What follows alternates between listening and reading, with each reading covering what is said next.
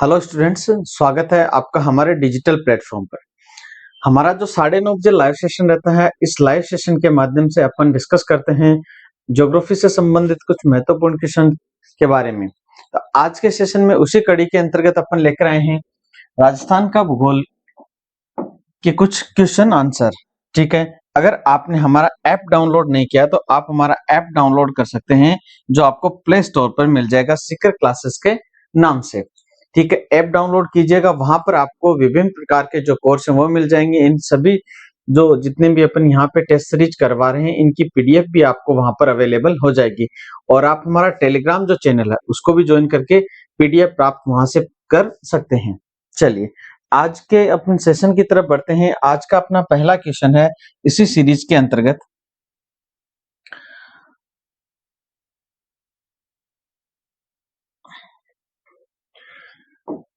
Question number first है, डोरा पर्वत अरावली के किस क्षेत्र में स्थित है? डोरा जो पर्वत है वो अरावली के कौन से क्षेत्र में स्थित है? ऑप्शन नंबर फर्स्ट है इसके अंतर्गत अलवर में, सेकंड है आबू पर्वत क्षेत्र, थर्ड है नाहरगढ़ क्षेत्र और फोर्थ है शेखावाटी क्षेत्र। ये जो चार ऑप्शन है इनमें से आपको बताना है कि जो डोरा पर्वत है वो कौन से क्षेत्र के अंतर्गत स्थित है। तो जल्दी से सभी स्टूडेंट्स कमेंट्स करिएगा। हाँ जी, आंसर आ रहे हैं कुछ स्टूडेंट्स के। इसके अंतर्गत अपन देखते हैं कि जो डोरा पर्वत है, जो भी स्टूडेंट्स ऑप्शन नंबर ब कर रहा है उसका बिल्कुल सही है। आबू पर्वतीय क्षेत्र के अंतर्गत स्थित है डोरा पर्वत। क्वेश्चन नंबर 2 की अगर अपन बात करें,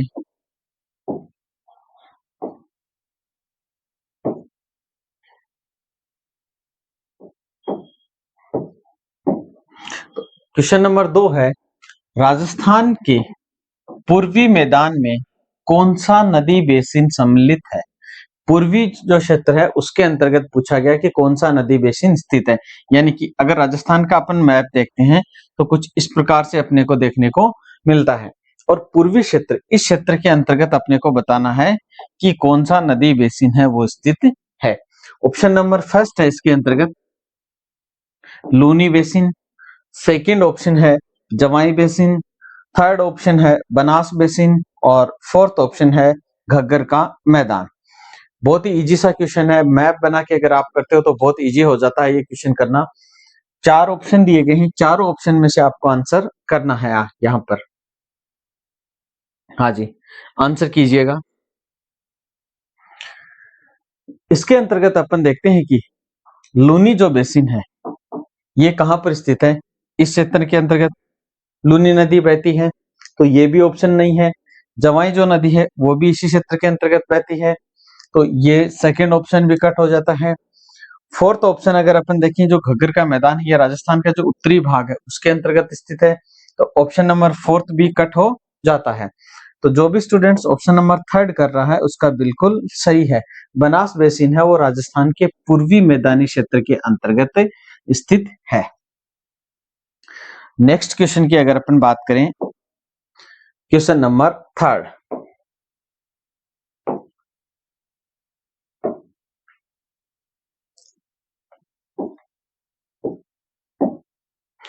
क्वेश्चन नंबर थर्ड है अपना। क्वेश्चन देखते हुए आपके आंसर आ जाने चाहिए। मध्य माही बेसिन को अन्य किस नाम से जाना जाता है? मध्य जो माही बेसिन नदी क्षेत्र है उसके अंतर्गत जो उसका मध्य भाग है, मध्य क्षेत्र है, उसको किस नाम से जाना जाता है? ऑप्शन नंबर फर्स्ट है नदी बेसिन के नाम से, सेकंड है ऑप्शन नंबर 56 का मैदान के नाम से, थर्ड ऑप्शन है बांगर के नाम से और फोर्थ ऑप्शन है दक्षिणी मैदान के नाम से। तो अपने को बताना है कि जो माही नदी है, इस माही नदी के मध्य भाग को किस नाम से जाना जाता है? आंसर कीजिएगा आप लोग।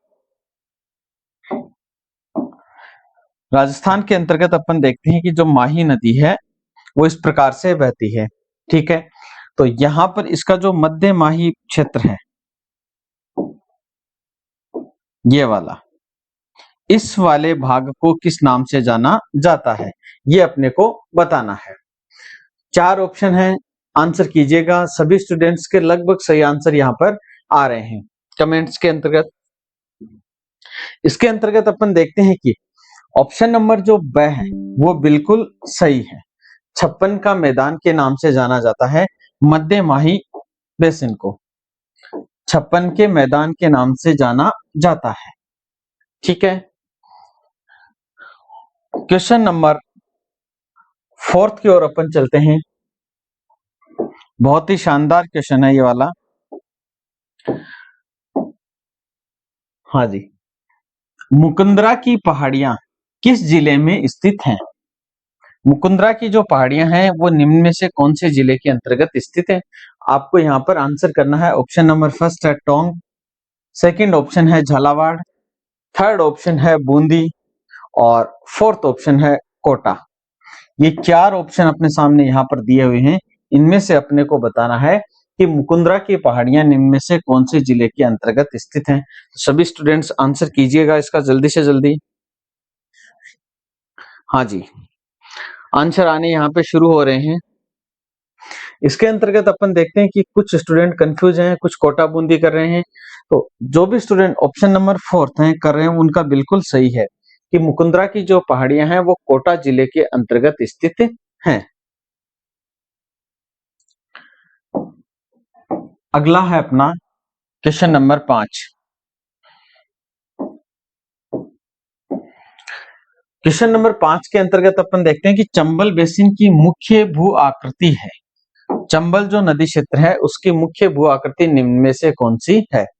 ऑप्शन नंबर फर्स्ट है पर्वतीय स्थलाकृति है, सेकंड है उत्खात स्थलाकृति है, थर्ड ऑप्शन है चूना प्रदेशीय स्थलाकृति है क्रॉस से निर्मित, और फोर्थ ऑप्शन है उपयुक्त में से कोई नहीं।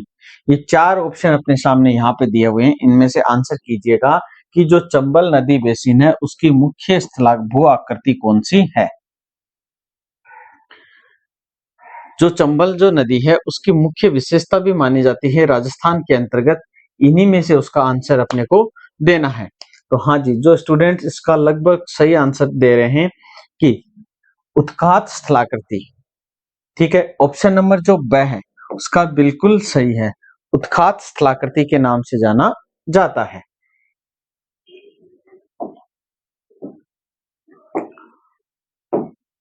क्वेश्चन नंबर 6 है अपना।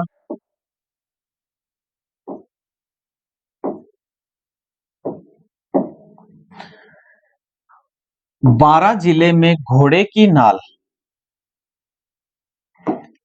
के आकार की पहाड़ी कहां स्थित है? ठीक है, बारां जिले के अंतर्गत है घोड़े की नाल के आकार की पहाड़ी, वो कहां पर स्थित है? ऑप्शन नंबर फर्स्ट है इसके अंतर्गत अंता के निकट, सेकंड है बारां के निकट, थर्ड ऑप्शन है रामगढ़ के निकट और फोर्थ है शाहबाद के निकट। तो चारों ऑप्शन में से अपने को बताना है कि घोड़े की नाल की आकार की जो पहाड़ी है वो बारां जिले में कहां पर स्थित है। आंसर कीजिएगा। हाँ जी, इसके अंतर्गत अपन देख रहे हैं कि जो भी स्टूडेंट ऑप्शन नंबर थर्ड कर रहा है उसका बिल्कुल सही है, रामगढ़ के निकट स्थित है घोड़े की नाल की आकार की पहाड़ी। चलिए नेक्स्ट क्वेश्चन है आज का, क्वेश्चन नंबर 7।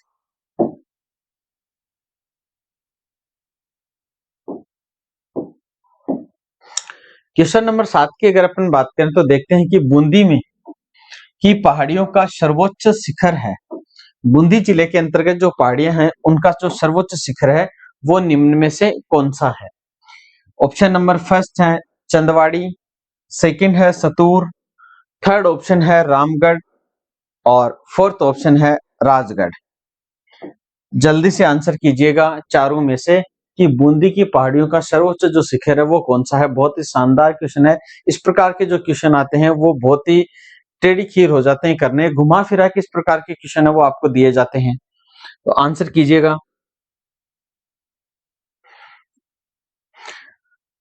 आपके कोई समस्या हो ऐप डाउनलोड करने में या फिर किसी कोर्स को परचेज करने से संबंधित तो आप कमेंट्स करके भी पूछ सकते हैं इसी समय पे।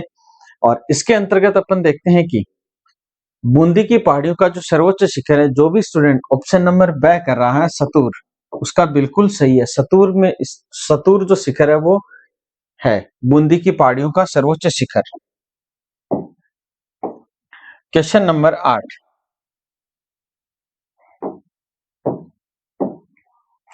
क्वेश्चन नंबर 8 की अगर अपन बात करें तो राज्य में किस नदी द्वारा बीहड़ों का निर्माण किया जाता है? 4 नदियों के नाम दिए गए अपने सामने, उनमें से अपने को बताना है कि राजस्थान की ऐसी कौन सी नदी है जिसके द्वारा बीहड़ों का निर्माण किया जाता है। ऑप्शन नंबर फर्स्ट माही नदी, सेकंड लूनी नदी, थर्ड ऑप्शन है चंबल नदी, फोर्थ ऑप्शन है जवाई नदी। 4 में से अपने को बताना कि ऐसी कौन सी नदी है जो बीहड़ों का निर्माण करती है। बीहड़ों के अलावा अपन देखते हैं कि ऐसी कौन सी नदी है जो उत्खात भू आकृतियों का भी निर्माण करती है। उत्खात अपन कैसे किसे कहते हैं कि बारिश के दिनों में कुछ नालियां पड़ जाती हैं ऐसे, तो इसी प्रकार की जो स्थलाकृति है वो निर्माण करती है इनमें से एक नदी, तो वो अपने को बताना है। और इन नालियों का जो ऊंचा और रहा क्षेत्र है इसके अंतर्गत बड़े बड़े पेड़ हो जाते हैं तो उन्हें अपन बीहड़ कहते हैं। तो इस प्रकार की जो कौन सी नदी की विशेषता यहाँ पर पूछी गई है। लगभग सभी स्टूडेंट्स के सही आंसर यहाँ पर आ रहे हैं। हाँ जी, ऑप्शन नंबर 6 बिल्कुल सही है। चंबल जो नदी है वो किसका निर्माण करती है? राजस्थान के अंतर्गत बीहड़ों का निर्माण करती है। उत्खात जो स्थलाकृतियां हैं उनका निर्माण भी करती है। अगला क्वेश्चन है क्वेश्चन नंबर 9।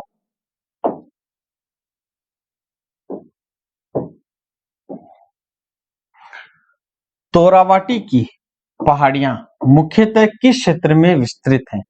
तोरावाटी की पहाड़ियों का यहाँ पर पूछा गया कि वो मुख्यतः किस क्षेत्र के अंतर्गत विस्तृत हैं राजस्थान के अंतर्गत। ऑप्शन नंबर फर्स्ट है शेखावाटी, सेकंड है मध्य अरावली, थर्ड है आबू और फोर्थ है अजमेर।